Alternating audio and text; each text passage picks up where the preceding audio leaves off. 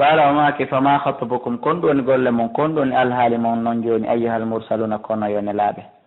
qala ɓe wi inna menen ursilna men nelama ila qawmin faade yimɓe mujrimina bandiɓe yimɓe luuto ɓen linursila alayhim yomin yawmin wurta e maɓɓe min fiɗira ɓe hijaratan kaaje min tenen immorde loope musawwamatan mandinade numéro ta waɗa inde kala moɗe halkata inde rabbika nokku ka joni ma lil musrifina wonande ɓeɗo feƴƴintimɓe bone moɗe duwa fiɗude fa akhrajna Allah daali men yaltini man kana kala laatiɗo fiya e nder saare nde minal mu'minina immorde gomɗimɓe ɗum woni luutu e gomɗiɓe kono Allah daali fama wajadena men tawano fiha toon o wayira baytin si wona suudu woturu minal muslimina immorde julɓe jebbiliɓe ko suudu woturu men tawi toon julɓe ko ɗum woni jebbiliɓe ayi minal muqarrabina wa huwa lutun wabnatahu zaura warithan ɗum ko annabi lutu petto e ɓiɓɓe makko juuɓe ɓen ɗiɗo saabu ɗen andi hay ɓeygu makko tawanoka ko annabi lutu e ɓiɓɓe makko juuɓe ɓen ɗiɗo rek woni ko gomɗini guilguiri wi foof ko annabi lutu yettini e maɓɓe no hulɓini o tarakna min acci fiya e saare nden aya tan ma nde molanade lilladina wonande ɓen yakhafuna ɓeno hula al adab al alima lette musuɗe ɗe wa fi Musa woni e Musa kadi mande ide arsalnahu tuma nde men nelnomo ila fir'auna faade ka annabi Musa e faade ka fir'auna bi sultanin wondude dalil mo bini feeñugo fatawalla fir'auna huccitode salore bi rukuni sabu soɓɓundu makko ndu alego sabu ko men okkimo laamu ko ndun soɓɓundu ɗon puusimo e salagol ɗala wi sahirun wo Musa ko mbilejo aw majnun ma feetuɗo goɗɗum kanko e hoore makko o confirmali ko wi'a Musa fa akhadnahu men nangirimo wa junudahu e kono makko ngon fa nabadnahum min feriɓe fil yammi ka ilol maayo ngo wom tay kamɓe mulimu wawa tay wawa kanko mulimun ko felniɗo kanko bimana kanko bimana fir'auna wa fi adin andu to fi adin ko ɓen ide arsalna tumande men nelno alayhim e maɓɓe arrihal aqima hendu fiɓindu bimana ndu wifata ma tagaru ndu accata min soyin hay e hunde atat alayhi ko ndu ari e mum illa jaalatu so wona ndu waɗay ɗum karramimi wano ndondi o fi samuda andu to kadi fi samudankoɓe ide qala lahum tuma nde wiyannoɓe tamatta o awadattimite hatta eɗen ha e lejal bimana balɗe tati bimana alkamsa e juma e asawe lette ɗen ari ala koye alal ba ɓe soppi ngeloba mban fa atawɓe towniti anamude rabbim ɓe jaɓugol yamirode jooni maɓɓe nden fa hadatuhum swayiga ha cangol nangueɓe wahum kamɓe yanzuruna hiɓe ndaara famastata'u ɓe heɓano feere min qiyamin immorde dartagol lette ɗen wama kanu ɗonano kadi mon taswirina wallendiroɓe wa qawma nuhin andu to fi yimɓe annabi nuhu ɓe min qablu ko adi ɗum ɗo fuu innum no ɓen kanu ɓe laati gawman yimɓe fasiqina yaltuɓe e ɗoftare wa sama mbanayna men mahirimo bi aydin doole bi aydin juuɗe ko fanda o mahirimo juuɗe alegoy ko o mahirimo bi aydin doole waynane menen eela musiuna komin yeññuɓe o asama haa ka annduɗaa ɗon o asama hino yaaji o haray hino fanɗi haray haa ni a anndali ittide ko asama on yaaji ko wal arda leydi ndin kadi farasnaha min weƴƴitinde fa ni'mal mahiduna moƴƴi weƴƴutuɓe wa min kulli shay'in immorde kala piiji ɗin halakna min tagi zawjayni min waɗi noneji ɗiɗi kulerji ɗiɗi ma ɗum gorum e deyum laallakum no gasa onon tadakkaruna e on waajitoto fa firru ila llahi koni tuube rutto ɗon ka Allah iwon e ɗi bakkatuji mo on inni no min lakum wonande o minhu immorde ɗum nadirum komi hulɓinowo on yon tuubu rutto ɗon nde mo mbimi feññina wala tajalu wata on waɗuma Allah e wondude Allah ilahan akhara reweteɗo goo inni min lakum wonande o minhu immorde ɗum nadirum komi hulɓinowo on mo mbimi feññina kadalika kono ni ma ata alladina arali ɓe min qabli mi additiɓe ɓe min rasulin immorde ne laaɗo illa qalu sowona ɓe wi ne laaɗon sahirun ko mbileji o majununun ma ko feetuɗo Allah daali atawasaw bihi eɓe yamodiri e ɗum ɓe haaldu ɗum ɓe haalda balskoni humɓe ɗowmon ko ɓe yimɓe tahuna bewɓe alkufru milla wahid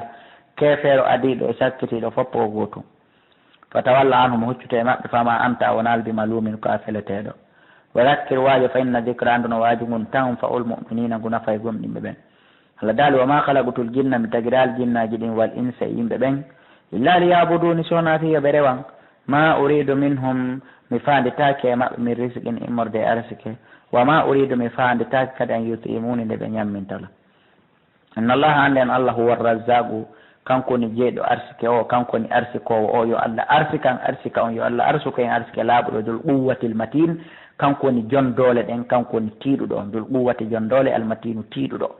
fa inna lilladina ande no woɗani ɓen zalamu toñuɓe danuban bakkatuji misla danubi ashabihim sifa bakkatu ɗimmoɓe maɓɓe feƴƴunoɓe ɓen fala yastajiluni wata ɓe hawjinan siko fi lette ɓe heɓay ɗum ko yonata yokko waylun bone wodani lilladina wonande ɓen kafaru yedduɓe min yawmihim immorde ñallal maɓɓe alladina ngal yu aduna ngal ɓe foda nden ñande bone wodaniɓe ɓe anda woni e lette ɗe wona ɓe duwaɗo ɓe ɗe hawjirde. suratu turi makkiyatun bismillahi rrahmani rrahim. wa tur ko wondore woni ko Allah subhanahu wa ta'ala wondiri bi jabali Zubair ngo ɗo fello wiyetego Zubair wa kullu jabalin e kala fello fo wa turun ɗum ko fello bilisani surniya e turu ko fello kono koye haala e syrianiya wal qibti e haala qibtiyanke wona arabe e ko arabu fello ko jabal amma si wiyama turu ko fello kono na haala arabe Allah wondiri fello ngon ɓe mana fellu wo fellon ko fanda nawa sara no woodi woto précisango ko woni tun ko fanda ɗo fello ngo Allah wondiri ɗo ngon ko fello kanko e annabi Musa alayhi salatu kaɓe yewtidi ɗon walakin sikoni ana Allahu Allah no fanditi bi e ngo fello ɗo aljabalu alladi kallama Allahu alayhi e Musa ngo Allah yewtidi e muɗum ngon Musa wa huwa jabalu Madina ngon ko fello Madina wa ismuhu inde makko ngon Zubair ko ni ngo wiyete agsama Allahu bi Allah wondiri ngo wa kitabin Allah daali o wondiri nde ɗo deftere masturin windande ha yuuri bi mana kala ko lawhid mahfuzun woɓɓe wi ko deftere ka golleli meɗen ɗin winda ɗum ɗum kadi fof no ari ka tafsir fi raɓɓin e nder ɗeri man shurin funtiɗi Allah daali kali wal baytil ma'mur o wondiri ndu ɗo suudu wona ndu wurnitede ko juulirde wonde e asama hikkiɗo e asama jeegaɓo on wo huwa fi sama'i sadisa ko juulirde wonde ka kammu jeegaɓo bi hiyalil kaaba ka fewndo suudu kaaba ka yiwɗen ɗo dow ton ko ɗon ɗum ɗo woni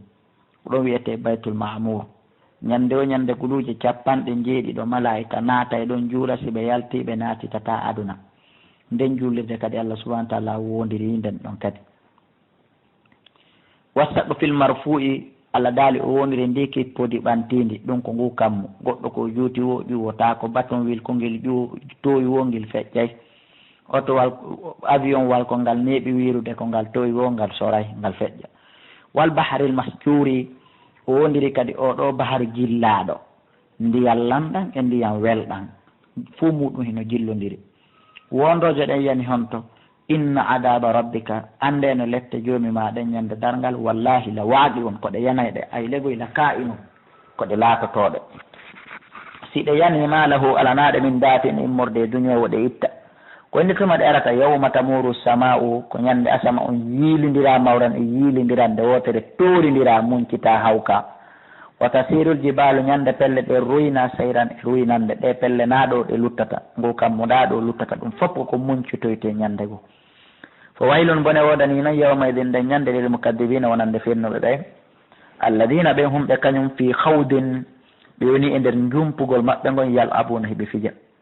yawma yuda'una ñande ɓe duñoya loñƴa naada ila naari jahannama faade hite jahannama da'an hattirde e loñƴagol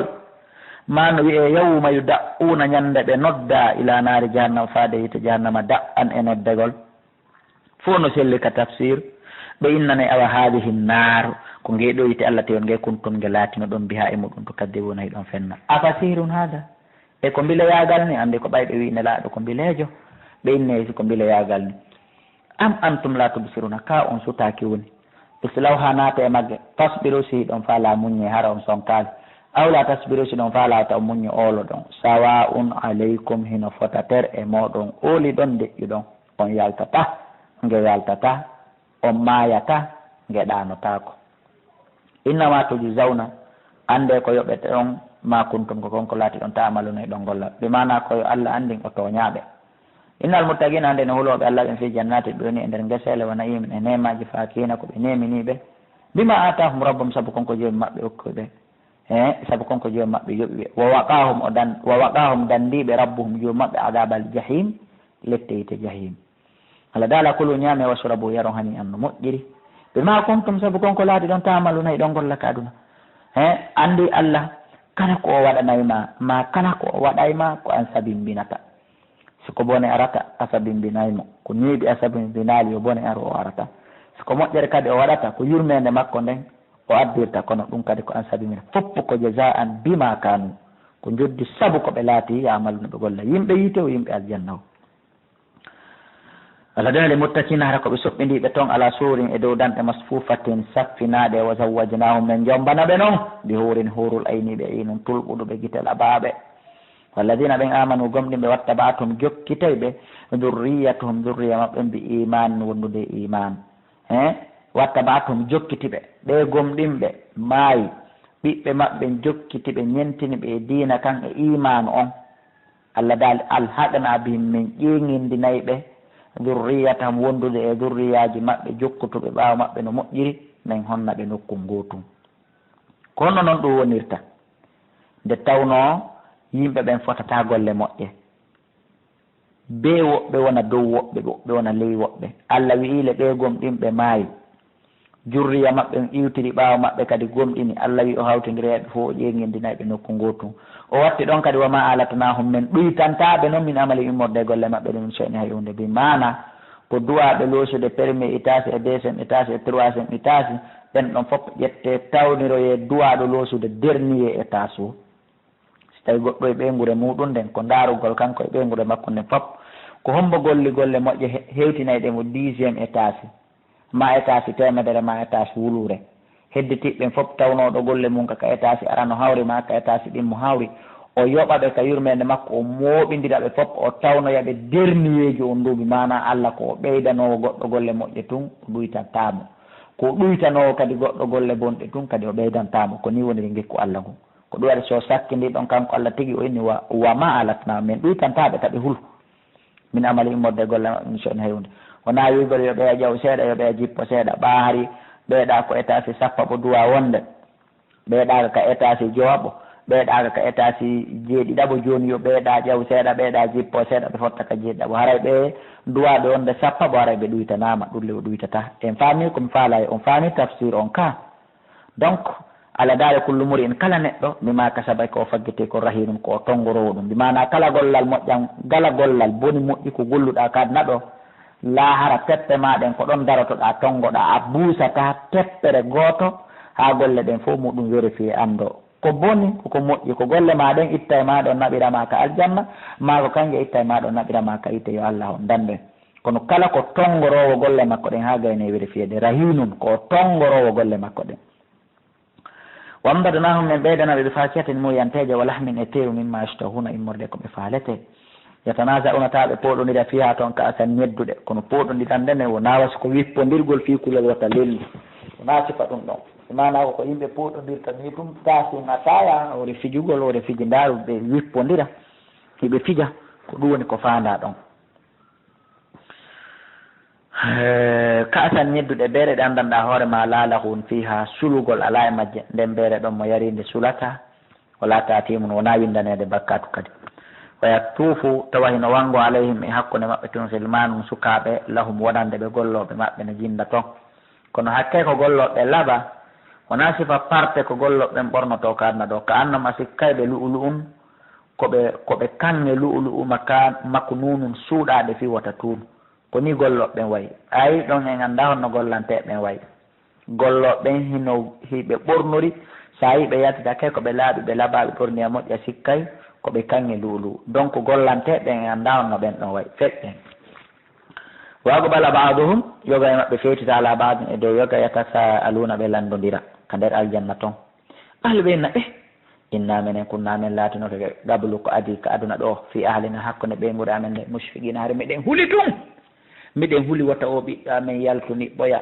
o waɗa bone meɗen huuli ta o murtu meɗen huuli wata ɓeygu amen murtu meɗen huuli wata ɓiɗɗo amen yalto e dewgal meɗen huuli wata ɓiɗɗo amen gorko yaw heɓinirani jiwɓe yimɓe meɗen huuli wata ɓiɗɗo amen gorko bono e ɓeygu ɓiɗɗo goɗɗo mo o jombi meɗen huuli wata ɓeygude amen nden sirku mata nde bew mata nde yalto e lawdina kam moodi haare meɗen huuli yimɓe aljanna ɓen goni wolden ko andingol ma se tonin fowtere ko gaɗa yangi fowtere ko gaɗa yangi sa naata e aljanna jaga koyen andu a heɓay ɗi andeji ɗo fof ko adna kala tawɗo ko ɓeygude makko murtata mapinamo ɗum ko jeeya ɗum e mande wona waden aljanna few ko ɓeygono makko bewata murtata bonnata toñata mapinamo ko mande nawa aden aljanna koye taw hara himo huuli ɗum himo maapi tun himo tefa tun himo ñaaɗa tun himo sonka tun musiɓinare meɗen huuli kono fa mannallahu alayna allah moƴƴike hoore amen ne o waɗana o dandi en adaba samumi lette mboyowe mi mana lette ilayɗe o dandi en ɗum innano enen kunna en laati komin gabil ko adina dow hari ɗen rewamo hiɗen du'oromo hiɗen toromo hiɗen tuuba ruttoɗen ka makko moodi en tawi allah innahu no huwal barru o ko ɗigguɗo ne arrahimu yurmeteɗo ne ɓe mana ko kamɓe yimɓe aljanna ɓen ko yewtide sa ɗi konnguɗi allah waɗen jeeyaɓe e maɓɓe fadakkir waajo fama anta wonal bi ni'mati rabbika e nemaji joomi maɗa ɗin bi kahinin ko andurejo wala majnunin wona feetuɗo ko haalaji maɓɓe noon am yaquluna kaɓe inna sha'irun muhammadu ko yimowo natarabbasu bi habbitano ɗen mo raybal manuni habbitande feetere habbitande sikke kaɓe hino wawi wi'ude ɗum qul haala mbe a tarabbasu habbite nani fa inni min kadi ma ko wondude e mon min al mutarabbisine komi jeeyaɗo e habbitiɓe raybal manuni aw jaatul mawti bimana muusendi mayde ko mayde ɓa o ko yimowo habbite tun nani wiyay muusendi mayde heno nanngamo ko ɓooya ko ɗum woni raybal manun allah daali awa haalam ɓe habbite min kadi wondude e mon miɗo habbiti am yaquluna kaɓe wiyay wonde ne laaɗo allah sallallahu alayhi wa sallama sha'irun ko yimowo kaɓe innay muhammadu wonde manna ko a yimowo am yaquluna sha'irun accakke yiltito ɗen am yaquluna kaɓe wiya sha'irun wonde ne laaɗo ko yimowo wona tarabbasu bi habbitano ɗen mo tun raybal manuni habbitande mayde o maayay ko neɓata fawto ɗen hetto ɗen haalamɓe asi ko mayde an woni ko habbiti ɗon habbite min kadi wondude e mon koɓe jeyaaɗo habbitiɓe am ta'muruhum ahlamuhum bi hada ka ko haqqillaji maɓɓe ɗi yamiriɓe ɗum ɓa kamɓe ɓe wi hiɓe mari hakkil am hum kaɓe gawmum koɓe yimɓe taahuna bewɓe tun am yaquluna kaɓe way tagawwala wonde ne laaɗo wowlino to woni qur'an na allah woni mo wahayinde e makko bal sikoni la yuminuna ɓe gomɗina tu woni falyatuyo ɓe addu ɓe hadisi mi yewtore goo misli sifa qur'an awa in kano so ɓe laatuɓe saɗuɓina ko gonga maɓɓe ne laaɗo wowlinoy to woni qur'an am kuligu kaɓe taga mino gayri shay'in ko hina hay e hunde na e hunde ɓe taga ko ni tum ɓe tagira kaɓe sikku ɗum am humul khaliquna ka ko kamɓe tagi a ko e goɗɗum ɓe taga wona kamɓe kadi tagi ko goɗɗo tagi ɓe e goɗɗum am khalaqus samawati ka ko kamɓe tagi ɗi kammuli wal arda e ndi leydi bal sikoni la yuɓinuna ɓe ala woni hoolade ɓe ala no gomɗinde am indam kayno ka maɓɓe kasa inu rabbika saabije ngal yommango am humul musaytirun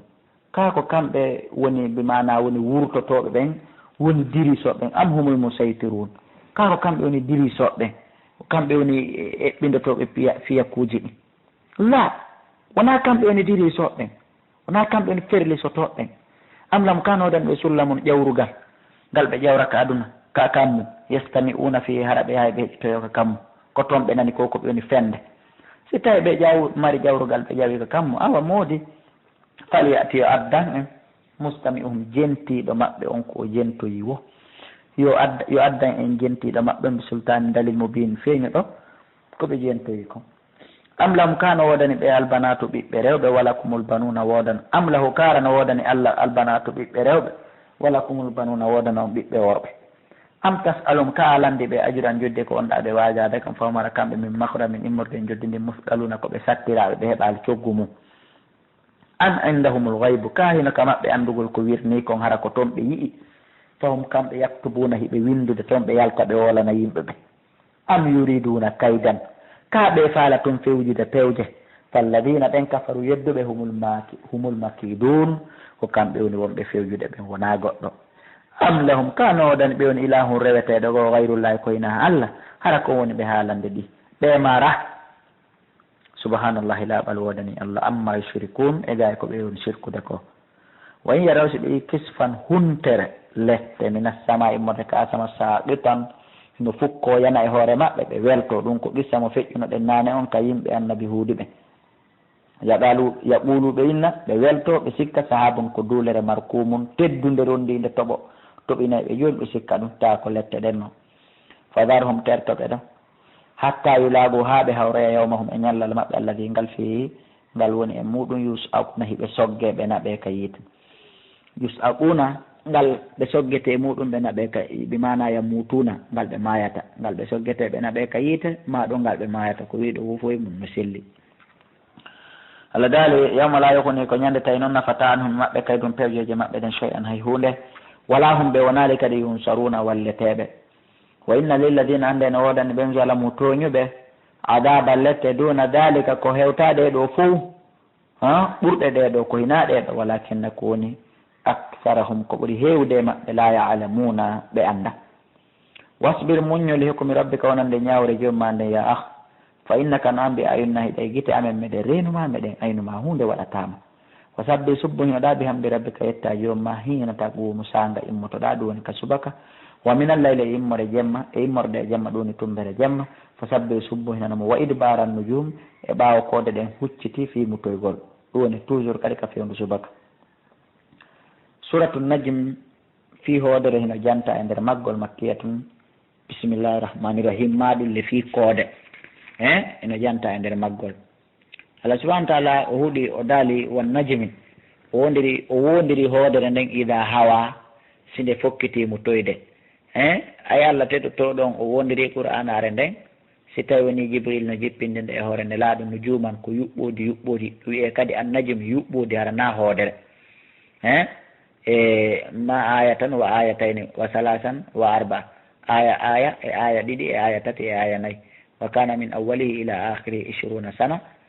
ila fuɗɗagol mayre ha lannugol mayre koye nder duuɓi nogay falamma nazalat hadihi l aya ɓawo aya ɗo jippike samiya utbatu bun abi lahabin anna muhammadan alayhi salatu wassalam yaqsimu bin nujumi l qur'an fa qala ablahu muhammadan anni kafiran e bi nujumi l qur'an o wiya e hewtino muhammadu min komi yedduɗo fi yuɓɓude qur'an ndi few falamma balahu rasulullah sallah sallam ɓaɓe yettini kane laaɗo ɓalawmaki allahumma ya allah sallit alayhi sab'an min sabaika allah wurto e makko donoji buutoji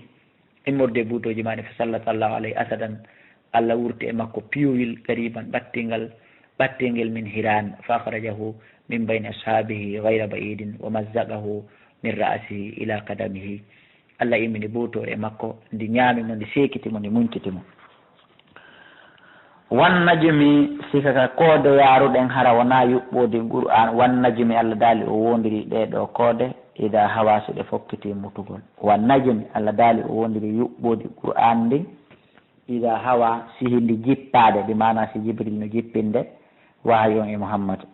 Allah daali ma balla majjal sahibukum ɗimmojo mon wama gawa o bewali wama yantiqu o yewtali kadi anil hawa gayi ko welatamo na beleɗe makko o jokki in huwa ko koni yewtude wonali illa wahayun sowona wahayu yuha wahayu naaɓe e makko allamahu andinimo noon o wahayu shadidul quwa ko ɗum woni o tiiɗuɗo doole ɓe mana jibrilul amin du mirratin e ko jon doole kanko jibril fastawa fotodirɗo kanko jibril ko jon doole ko fotodirɗo wa huwa fewndo o jannata ne laaɗo tawi kanko jibril bil ufugil aala emo ka tatte dow dowje mana hella ka nange fuɗirta ɗon hella ka asama dow fi sama isabi aka asama jeeɗiɗaɓo hella ka funnange ko to woni ko ardi tumma dana refti o ɓatti fatadalla o ɓeydi ɓattade ne laaɗo fa kana ha laati hakkude maɓɓe ɓaaba gawsayn endere laaƴe ɗiɗi ɗon andi ko wiyete laañal ka koko famporte mbimana dagawal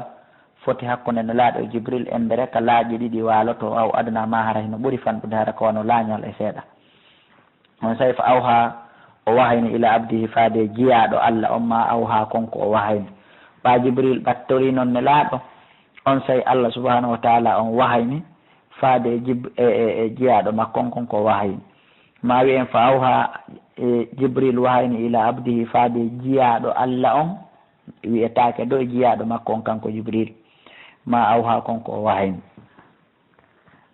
ɗum woni jippingol nde qur'anare ɗum woni suratuji e ɗum woni ayiji 5 adiɗe jippade ɗen ka iqra ko ɗum woni ko fanda iqra bismi rabbika alladi khalaqa al insana min alaq ha ka ayeji ɗen joyi hatti ɗon ko ɗen ayeji woni ko fanda ɗo ko ɗen adi jippade qur'an o Allah daali ma kadabal fuadu ɓernde nelaɗo nden fennali mara ko nde yi kon ko haalani on kon o yii kono woniri afato marunahu e on sikkitotomo alama yara e dow ko yii kon ko yiri yitere makko nden on sikkitotomo e hoore ɗum wala qadara aho gom ɗi o yimo nazilatan jipporgal ukhra gongal go kadi haranaɗo inda sidratil muntaha nokku ka leggal hattirde gandal tagore nden ka woni ɗon ko ɗon wiyete sidratul muntaha ay allati yantahi ilayha kullu malakin muqarrabin wa nabiyyin mursal malaikajo ɓattina ɗum nelaɗo ko wawi tuude kammo ko ha ɗon o yata ko ɗon o hatta tagore nden ko ɗon hatti o yuqala no wiye yantahi ilayha ilmu kulli malakin muqarrabin wa nabiyyin mursal wa alimin wo kala gando kala malaikajo kala nelaɗo gandal makko ngal ko ha ɗon hatti ka wiyete ɗon sidratil muntaha manaka ka hattirde tagore nden wonɗon indaha hino takko ɗon noon jannatul ma'awa aljanna werde o ka yimɓe naata e ɓe aljanna ɓe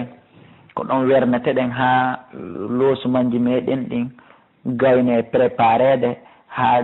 hakkude tagore nden gayne ñaawede haray ko ɗon woni ko weera jannatul ma'awa ayi ko ɗon woni ko takkete wi'ama kadi werde ko weerete ɗon kombi mana na ɓaawo ma yama ko yanɓe sahidi ɓen wonkiji maɓɓe ɗin ko ɗo woni ko wernete kene ɗo e dargal ngal darade fo muɗum hino ari ka tafsir wallahu ala wa alam idi yaksa sidrata tuma nde sudduno leggal ngal ma yaksa konko suddingal tafsir ji ɗi no juuti ɗon no ɗuuɗi ɗon no luutodiri ɗon ko ari ka imamu tabari eka ibnu abbas eka ibnu kasiri eka hashiyatu sawi no ɗuuɗi woɓɓe inni ko Allah suddi leggal ngal woɓɓe wi ko wanare makko suddi leggal ngal woɓɓe wi ko jungo makko suddi leggal ngal woɓɓe wi ko annora makko suddi leggal ngal ko ɓuri jiccude ko ɓurɗen gonginde enen ko annora makko on ko suddi leggal ngal ma zagal basar guite nelaɗo ɗen bewano guite nelaɗo ɗen oñanoki wama fagade bewano ɓay jibril yaade e makko ɗum ɗo kadi ko fanda o qissa mo yanan ɗen ɗo ko Allah subahana taala yamiri ɗon yo jibril yahan nelaɗo ka leydi ƴawnamo ko kammo fi farlegol ɗe juɗɗe joyi ko qissaji juutuɗi woni ko hawtodiri e o paasi ɗo ko tawata en wataɗi addude ɗo fo ko yo noddu ka numéro téléphone ji 67 60 53 09 68 60 53 09 60 60 53 09 63 60 53 09 qissaji ɗin ɗo no juuti ɓaawo on noddi ɗon en wawa ɗanguidirande yoga e ko Allah subahana taala on famini en no juuti en ɓuccay woni feƴƴen niya men on mi mana wona tafsirugol ɗo adda qissaji ɗin fo muɗum yaññaɗi par ce que ɗon haray kaseti on juutay janggin on juutay ko fii tun wawugol e no wawen finorde qur'anare nden e fi no wawirte rewtorde qur'anare nden mi mana ko firgol nassu ƴiyal ngal feƴƴa kono labudda nde ƴettorten qissaji ɗin seeɗa fi no wawi ren manditagol saabu so qissaji ɗin kadi waɗata ko seeɗa en wata manditade amma fi humpitagol qissaji ɗin fof on wakkiloto noddon ka numéro ji musidɓe julɓe wawen humpodirde amma hoɗande nden so tawi woni on wi on sento ka suudu ɗum woni ko baylo baya cimentérie woni komi hoɗi miɗo ñalla noon madina inchallah Allah daali e guite makko ɗen bewali ɗe o ñaaki lagadara agom ɗi o yimin ayati rabbi mo demande jiyo makko alkubra ɓurɗi janɗude ɗin ɗon kadi haala ɗuuɗu kahino ɗon nodday ka numéro ji wawi humpodirde afaraytum yeetelan allata lata wal uzza e uzza ko ɗimmo o aya yiwno ɗen ka suratu hajji to maka an mbiya e goɗɗum e mum wa manata salisatal ukhra ko inɗe sanamuji ni ɗe inɗe ko inɗe yimɓe moƴƴuɓe rewaynoɓe Allah ni fewndo annabi nuhu alayhi salatu wassalam ɓaɓe ma yimɓe maɓɓe ɓe lesi statiji statiru kala ɓe nesi ɓe nandini e goɗɗo ɓe noddiri ndu inde makko nden hande kadi juutugol jamanu ngun hande kadi ɗin sanamuji watta rewede ɓeyni ɗin ko ɗi Allah joni noon ko ɗiɗo ɓuray kadi tawi ko ɗi ɓuray kadi makka kadi kamɓe kadi ko ɗiɓe ñembintinno ko ɗiɓe nandintinno ko ɗiɓe rewayno Allah dal afaraytum wiyetelan allata ndu sanamu wiyetendu laata wal uzza e ndu wiyetendu uzza wa manata e ndu wiyetendu manata a salisata al ukhra tata ɓurdu sakkitordu ndu onon on yi dalil ko tawi ɗi no duwa rewede onon on yi haqiqa e ɗi wona leɗɗe ni wiyetelan kon ɗu rewan toon ɗi wona reweteɗi ala ko mo dakar e wodanay on ɓiɓɓe worɓe wala huɗum sa wodana Allah ɓiɓɓe rewɓe tilka waɗum ɗo idan on tuma qismatun ko sendore disa añininde ni sendore nde nunɗal ala e mum sendore nde fota disan bi mana oñide nde ɗo no oñi sendaki fotuno kala heɓa ɓiɓɓe worɓe rewɓe in hiya ɗum wonali ɗi sanamuji ɗi ɓe woni rewde illa asma'un sona in koye sammay